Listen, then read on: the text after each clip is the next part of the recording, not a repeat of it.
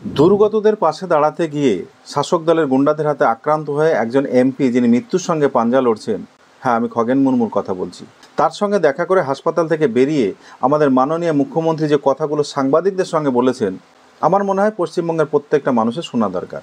মানুষের কাছে গুড লিস্টে থাকার জন্য যে এই সাক্ষাৎকার, যেটাকে টিএমসির আইটি সেল সৌজন্যতার চরম পরাকাষ্ঠা বলে দেখানোর চেষ্টা করছে, সেটা বুঝতে পারবেন। আমিও প্রথম ভেবেছিলাম আমাদের মাননীয় কতখানি হৃদয়বান, কতখানি মমতাময়ী যে বিরোধী দলের একজন সাংসদ তিনি আহত হয়েছেন, তার সঙ্গে দেখা করতে গেছেন। কিন্তু মাননীয় হাসপাতাল থেকে বেরিয়ে এসে যখন সাংবাদিকদের সঙ্গে কথা বলেন, তখন তার উদ্দেশ্য একদম জলের মতো পরিষ্কার হয়ে যায়। নমস্কার, আমি সুমন্ত, আপনারা দেখছেন সুমন্ত আনপ্লাগ।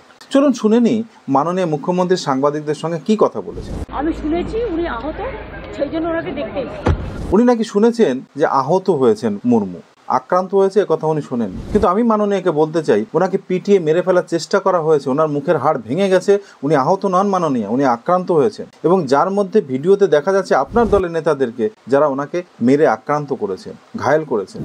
ওনার ডায়াবেটিক্সটা খুব বেশি, যাদের ডায়াবেটিক্স থাকে তাদের একটু অবজারভেশনে বেশি রাখতে হয়। ডায়াবেটিস থাকলে পরে মার খেলে তো রক্ত বন্ধ হওয়া সমস্যা, ক্ষত সেরে উঠতে সময় লাগে, এই জন্য অবজারভেশনে থাকাটা জরুরি। আসলে যেখানে শাসক দলের গুন্ডারা রয়েছে, সেখানে ডায়াবেটিস যাদের রয়েছে, বিশেষ করে বিরোধী দলের নেতাদের, তাদের না যাওয়া ভালো। কারণ মাথা ফাটিয়ে দেবে কখন কখন নাক ফাটিয়ে দেবে, দীর্ঘদিন সময় লাগবে ভালো হতে। এই যে উপদেশটা মাননীয় দিয়েছেন, এটা খুবই ভালো। ওনার কানের এখানটা একটু লেগেছে, আর এমনি ঠিক আছে। মাননীয় কানের ওইখানে নয়, চোখের নিচে এইখানে হাড় ভেঙে গেছে, কেটে গলগল করে রক্ত বেরোচ্ছিল, আমরা ভিডিওতে দেখেছি। আর আপনি ডাক্তারের সঙ্গে কথা বলার পরে, রোগীর সঙ্গে দেখা করে তারপরে মিথ্যে প্রোপাগান্ডা ছড়াচ্ছেন। আপনাকে মিথ্যেবাদী বললে কোনো দোষ হবে না।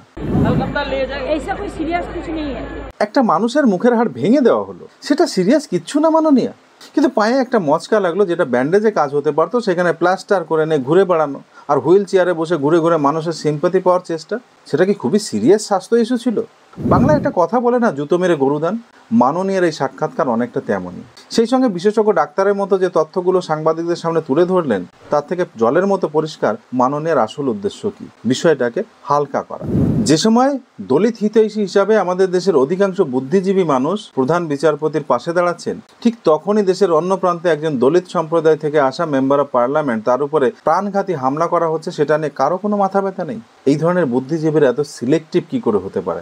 আমাদের দেশের বুদ্ধিজীবীরা বরাবরই এরকম সিলেক্টিভ, কিন্তু সাধারণ মানুষকে ভাবতে হবে, ভাবার সময় এসেছে। আপনি কি মনে করেন এই বিষয়টার উপরে? কমেন্ট বক্সে অবশ্যই লিখে যাবেন।